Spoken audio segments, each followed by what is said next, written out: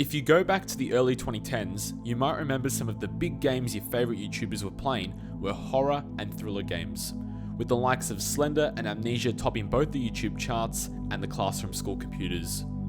Despite being more of a thriller rather than a horror, Reveil's detailed environments, entangled mystery, and escalating suspense took me back to my nostalgic early high school days.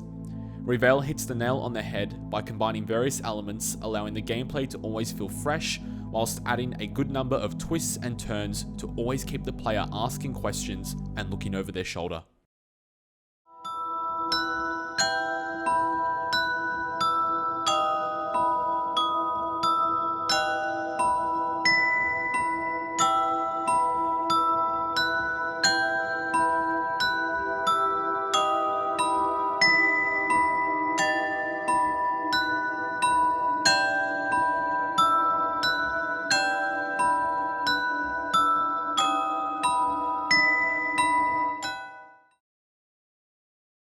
Reveil is a first-person thriller developed by Pixel Split and published by Daedalic Entertainment.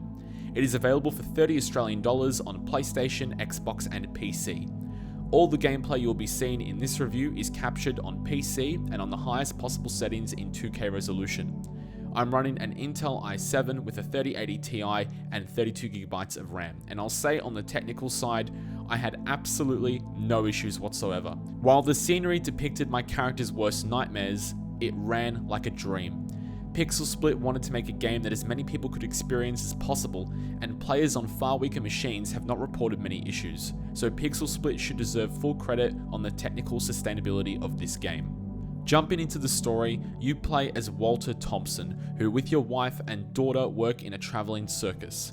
The game is split into 5 chapters with their own separate experiences, and the game begins with Walter waking up in his bedroom and following the trail of his daughter Dory whilst trying to distinguish between reality and a dream. As the story unfolds, Walter will start to question his own actions and relationships with his family as the narrative spirals into revealing the horrors of Walter's past actions, and I have to say, the pacing of the story is perfect. Across the 3 to 4 hour experience, Reveil managed to hold my attention and curiosity. The way the story drops a trail of breadcrumbs as to what is going on, and it does it in such a manner that the game never felt a chore to play, as I was always eager to push forward and find out what was going on. I can't go too much further into the story without diving into spoilers, but know that it really goes into some wild places, and you'll be excited to uncover those answers.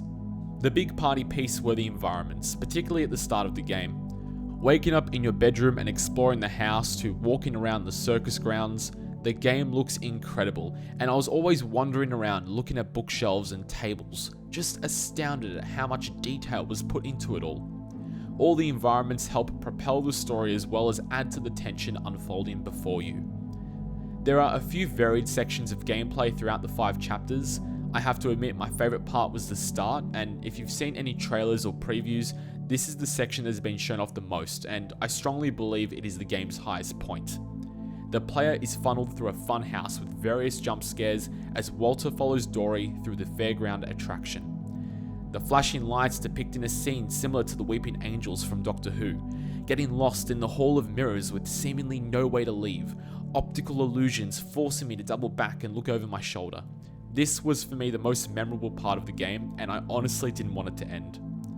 Later on, the game opens up a little more with some outdoor areas with wider exploration instead of the linear train track nature of the funhouse.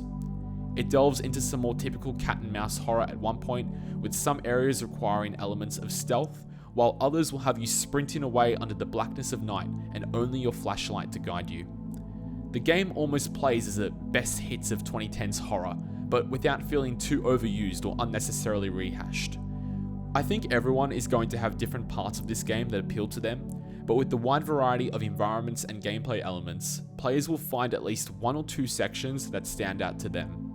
For me, it was definitely the funhouse, as well as a stressful mad dash on a circus train that really got my heart going. The puzzles are great too, and some I found to be quite challenging, some require decoding and thinking outside the box, whilst others were not as tricky, but the tone of the game had me feeling the pressure, even when there was probably nothing to be afraid of other than just some noises in the dark. My favourite was this puzzle with a mannequin and a laser pointer, in which you had to decode some ciphers to unlock a box, but they all felt different from each other and never repetitive. All in all, I'm so glad I stumbled across Reveil, and I wouldn't be surprised to see high-profile internet personalities picking up this game for their viewers to watch, and I honestly hope that it happens.